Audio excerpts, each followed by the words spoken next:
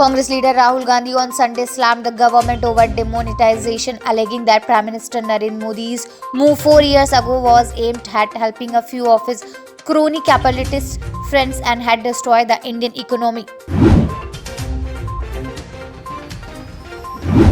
Joe Biden's election will be greeted with a sign of relief by many US allies whose confidence in Washington was shaken over the 4 years of President Donald Trump's combative America First approach to the world. India and China are likely to disengage from some of the friction points along the LAC in eastern Ladakh in the next few days, sources said, indicating that the two nations may have reached a breakthrough in the nearly 6-month-long military standoff. Australia's decision to take part in Malabar exercise has outraged China, who has warned Canberra of economic pain if it continues to be the part of US administration roughneck gang.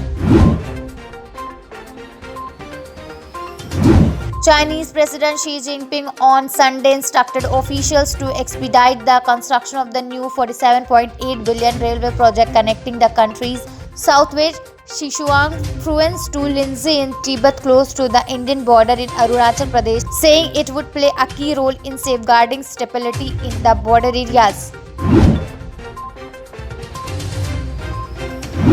India Inc. is looking forward to building stronger economic ties with the US under President-elect Joe Biden, the Associated Chamber of Commerce and Industry of India said on Sunday. Bollywood producer Feroz Nadiawala's house was raided by the Narcotics Control Bureau on Sunday in connection to a drug case, while the filmmaker and his wife are being interrogated by the agency, and NCB officials has confirmed recovering drugs from Feroz Nadiawala's residence.